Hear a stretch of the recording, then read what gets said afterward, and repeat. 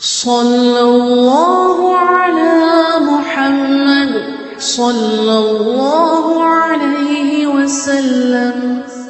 സല്ലല്ലാഹു അലാ മുഹമ്മദ് സല്ലല്ലാഹു അലൈഹി വസല്ലം. നമ്മളൊന്നുമല്ല, അത് നമ്മൾ ആദ്യം തിരിച്ചറിയണം. എന്റെ പ്രിയപ്പെട്ട സഹോദരന്മാരെ, എല്ലാ സമയങ്ങളിലും മിതത്വം പാലിക്കുക. അള്ളയുണ്ട് എന്ന ബോധത്തോടെ ജീവിക്കണം. ഇപ്പൊ നിങ്ങൾ കണ്ടില്ലേ, ലഹരിയുമായിട്ട് സുബ്ഹാന ജല്ല അല്ലേ, മക്കളെ കൈകൊണ്ട് മയ്യത്താവരുതേ എന്ന് ദ്വാരക്കണ്ട കാലായിട്ടുണ്ട്.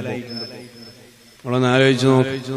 ഇന്നലത്തെ പത്രങ്ങളില് ലഹരിയുമായി ബന്ധപ്പെട്ട കേസുകളില് എനിക്കൊരാൾ ഇന്നലെ വിട്ടുതന്നു, ഒരു സഖാഫി. ഇന്നലത്തെ പത്രങ്ങളിലുള്ള ലഹരിയുമായി ബന്ധപ്പെട്ട റിപ്പോർട്ടുകൾ 10-12 റിപ്പോർട്ടുണ്ട്. അതിലൊക്കെ നമ്മളെ കൂട്ടരാ, ഒക്കെ നമ്മളെ ടീമാ. നമ്മളൊന്ന് ആലോചിച്ച് നോക്കി. ഒക്കെ നമ്മളെ ആൾക്കാരെ പേരുകൊണ്ട് ഒരു മദ്രസ പോയോണ്ട് പടക്കായതൊന്നുമല്ല. ഇപ്പൊ അങ്ങനെ ചില ആൾക്കാർ പറയില്ല, മദ്രസ പോയോണ്ടാണ്. സുബ്ഹാനല്ലാഹ്, മദ്രസ പോയോണ്ട് പടക്കായതല്ല. മദ്രസയിൽ ദീന് മുഴുവനിട്ട് പഠിപ്പിക്കുന്നില്ലല്ലോ. ഉണ്ടോ? മദ്രസയില് ആ രാവിലത്തെ 1.5 മണിക്കൂർ കൊണ്ട് മുഴുവൻ കലക്കി കുടിക്കാനാവോ ദീന്? ഇല്ല. വളരെ അത്യാവശ്യമുള്ള കർമ്മവും മറ്റുമൊക്കെ പഠിപ്പിക്കാന്നല്ലാതെ ദീനിന്റെ ആഴങ്ങളിലേക്ക് ഇറങ്ങി പഠിക്കുന്ന ആളുകള് മദ്രസയിലുണ്ടോ? ഇല്ല. അവര് പിന്നെ ദർസിലൊക്കെ പോവല. ദർസ് പോയ ആൾക്കാരെ അല്ലേ, വെറുതെ പോയി മൂലക്കലിരുന്ന ആൾക്കാരെ പിടിച്ചിട്ടുണ്ടോന്ന് അറിയില്ല. കിതാബ് ഓതി പഠിച്ച ഒരു മഖ്ലൂക്കിനെയും ഈ ഭാഗത്തിൽ പിടിച്ചിട്ടുണ്ടാവില്ല. അള്ളാഹു നമ്മളൊക്കെ നന്നാക്കി തരട്ടെ. എന്റെ പ്രിയപ്പെട്ട സഹോദരന്മാരെ, ഇങ്ങനെ ജീവിതം ആർഭാടപൂരിതമാക്കാൻ വേണ്ടിയിട്ട് എന്തും ചെയ്യാൻ ആളുകൾ ഒരു മടിയും കാണിക്കാത്ത കാലാണ്.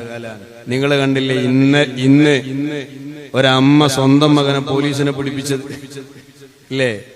ഒരമ്മ സ്വന്തം മകനെ പോലീസുകാരെ കൊണ്ട് പിടിപ്പിച്ചു.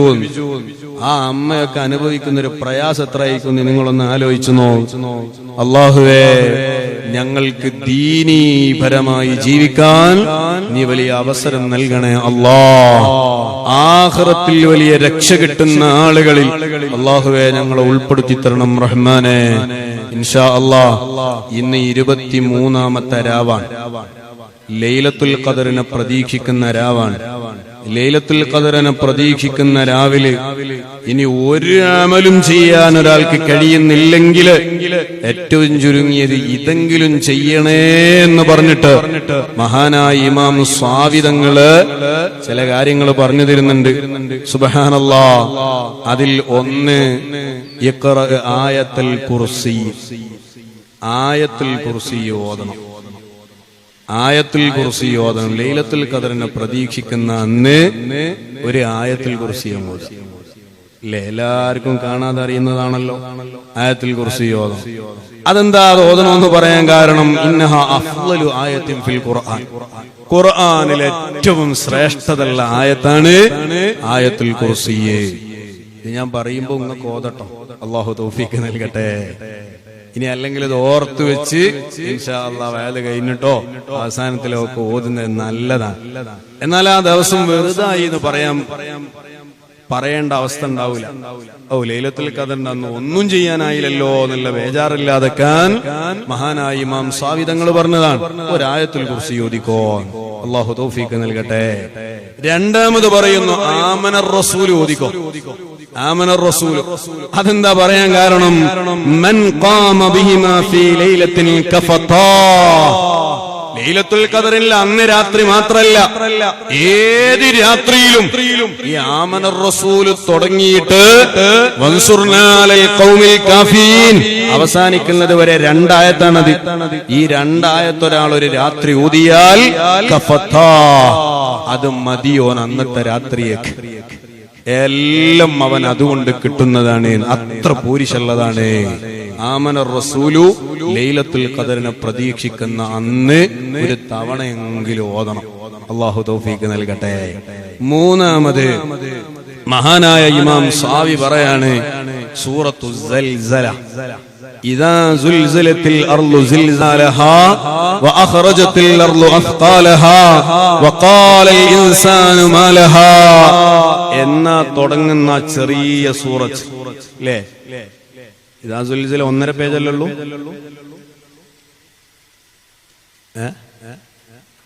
ഇദാ സുൽസില സൂറത്ത് 1.5 പേജല്ലേ ഉള്ളൂ. എത്ര പേജുണ്ട്?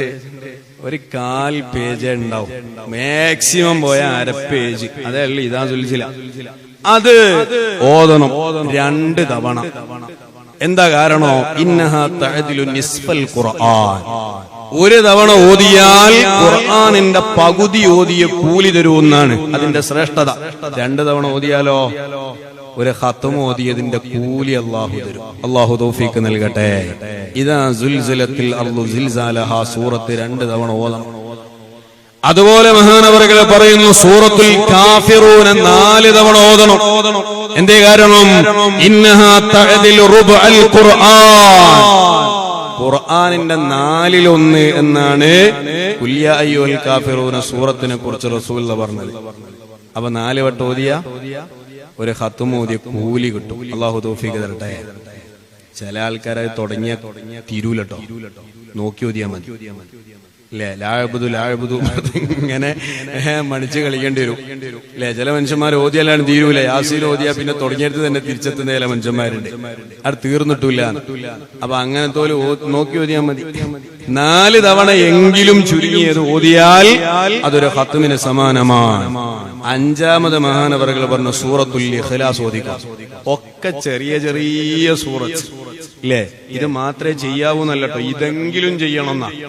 ഇതെങ്കിലും ചെയ്യണം.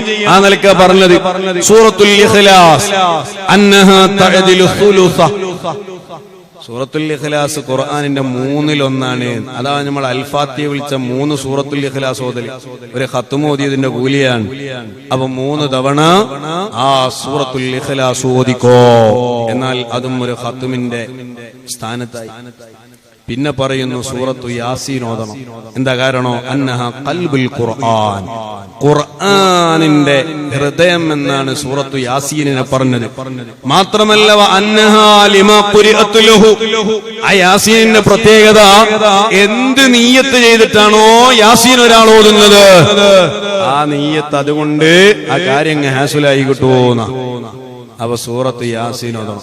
ആകപ്പം നമ്മൾ പറഞ്ഞതിൽ കുറച്ചൊരു നീളമുള്ള സൂറത്ത് ഇപ്പൊ സൂറത്ത് യാസീന. വേറെ എല്ലാം ചെറുതാണ്.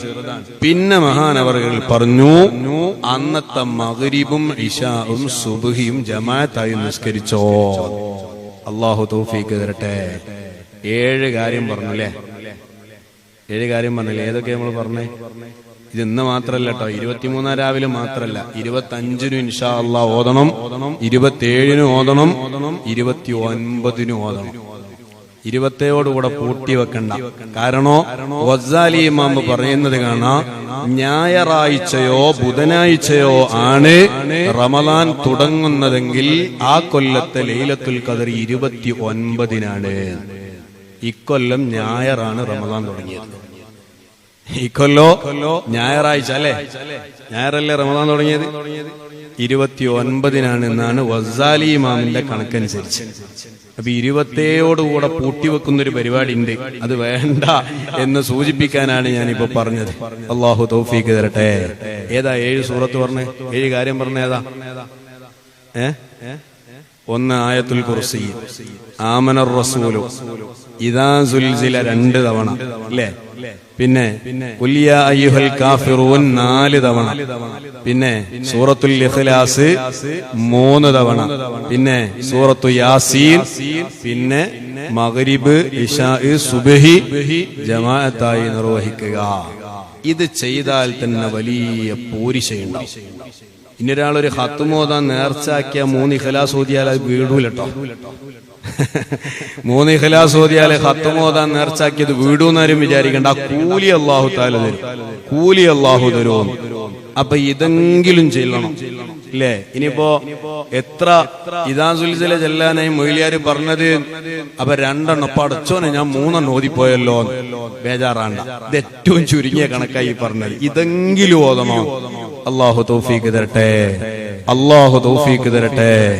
പ്രിയപ്പെട്ട സഹോദരന്മാരെ, ഈ ലൈലത്തുൽ ഖദറിനെ പ്രതീക്ഷിക്കുന്ന രാവിലൊക്കെ പരമാവധി മഹാന്മാര് പറഞ്ഞു തന്ന ഇത്തരത്തിലുള്ള അമലുകളെങ്കിലും ചെയ്ത് നമുക്ക് നാളെ ആഖിറത്തിൽ വിജയിച്ചു കിട്ടണം. അല്ലാഹുവേ, നീ തൗഫീഖ് നൽകണം റഹ്മാനെ, നീ തൗഫീഖ് നൽകണേ അല്ലാ. മഹാന്മാര് പറയുന്നത് കാണാൻ, ലൈലത്തുൽ ഖദറിന്റെ അന്ന് നമ്മളിൽ നിന്നും മരിച്ചുപോയ ആളുകളുടെ റൂഹുകൾ നമ്മളെ വീട്ടിൽ വരുമോ? തനസ്സലുൽ മലായികത്തു വറൂഹു, മലക്കുകളും ഇറങ്ങും, അതുപോലെ റൂഹും ഇറങ്ങും. ആ റൂഹ് എന്നതിന് 3 വിശദീകരണമാണ് മഹാന്മാര് കൊടുത്തത്. ഒന്ന്, ജിബ്രീൽ അലൈഹിസ്സലാം വരുമെന്നാണ്. മറ്റൊന്ന്, റൂഹ് മുഹമ്മദിൻ സ്വല്ലല്ലാഹു അലൈഹി വസല്ലം, നബി സ്വല്ലല്ലാഹു അലൈഹി വസല്ലം തങ്ങളുടെ റൂഹ് വരും എന്നാണ്. മൂന്നാമത്തത് മഹാന്മാര് പറയുന്നത് നമ്മളിൽ നിന്ന് മരിച്ചുപോയ ആളുകൾ വരുമെന്നാണ്. അവര് നമ്മുടെ വീട്ടിൽ വരും, എന്നിട്ട് വിളിക്കുമെന്നാണ്. അല്ലയോ മക്കളെ, നിങ്ങൾ ഞങ്ങളുണ്ടാക്കിയ വീട്ടിലല്ലേ താമസിക്കുന്നത്? ഞങ്ങളെ മക്കളെയല്ലേ നിങ്ങൾ കല്യാണം കഴിച്ചത്? നിങ്ങള് വിശാലമായ വീട്ടിലല്ലേ ഇപ്പൊ താമസിക്കുന്നത്? ഞങ്ങളാണെങ്കിലോ കുടിസായ ഖബറിലാണ്. ഇന്നുപോലും ഞങ്ങൾ ഓർക്കാത്ത മക്കളായി നിങ്ങൾ മാറരുത് കേട്ടോ. അതുകൊണ്ട് തസദ്ദഖു അലൈനാ, നിങ്ങൾ എന്തെങ്കിലും ഒരു സ്വതക്ക ഞങ്ങളെ കരുതിയിട്ട് ചെയ്യണേ. ഔ ബിലുഖ്മ, അല്ലെങ്കിൽ ഞങ്ങളെ കരുതിയിട്ട് ഒരു പിടി ഭക്ഷണമെങ്കിലും ആർക്കെങ്കിലും ഒന്ന് കൊടുക്കണേന്ന് നമ്മളിൽ നിന്നും മരിച്ചുപോയ ആളുകൾ പറയുമെന്ന് മഹാന്മാര് കിതാബുകളിൽ ഉദ്ധരിക്കുകയാണ്. പ്രിയപ്പെട്ടവരെ, നമ്മളാക്കിയ പലരും ഖബറിലാണ്. ഈ പ്രിയപ്പെട്ട